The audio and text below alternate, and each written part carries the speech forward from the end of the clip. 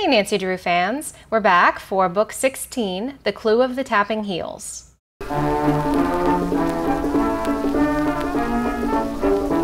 Originally written in 1939 and revised in 1967 and 1997, this was a gap in my collection, so I am going off of a shiny new 2007 printing. This is the first printing I've seen that mentions a ghostwriter for the series. There's a message right above the copyright which reads, "Acknowledgement is made to Mildred Wirt Benson, who under the pen name Carolyn Keene wrote the original Nancy Drew books."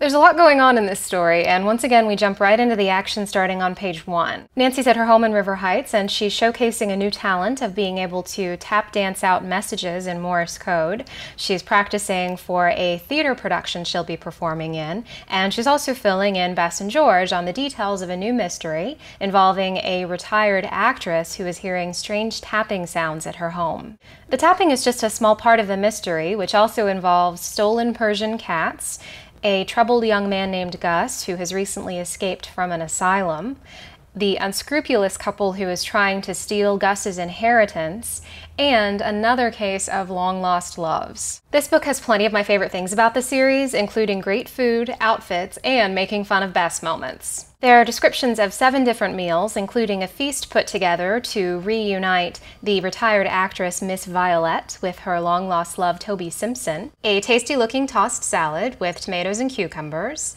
Then we'll start with melon, Nancy announced. Then will come the steak, French fries, and string beans. That's followed up with lemon meringue pie for dessert. For outfits, in one of my favorite Nancy moments yet, Nancy is wearing blue jeans, a polo, and loafers when she has to climb the rafters to save one of the stolen Persian cats.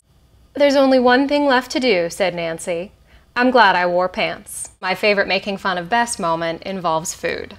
"Bess Marvin," George said severely, "you leave that chocolate cake alone.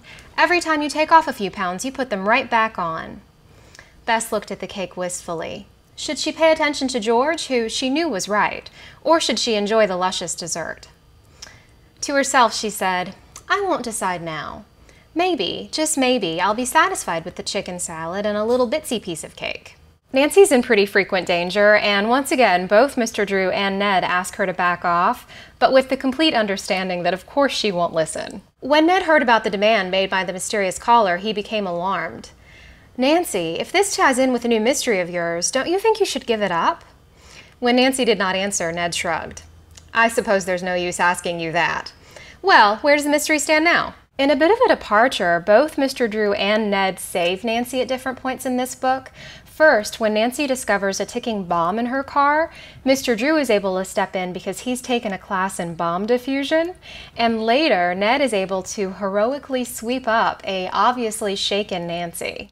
Otherwise, Ned still has a pretty tough time. When he gets a strange note telling him that Nancy has a new steady boy, he goes to investigate and ends up getting punched in the face. "I feel responsible, Ned, and I'm dreadfully sorry." Ned grinned.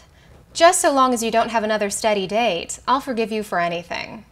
One of the criminals in this case is actually quite clever, but even he's forced to admit that he's no match for Nancy.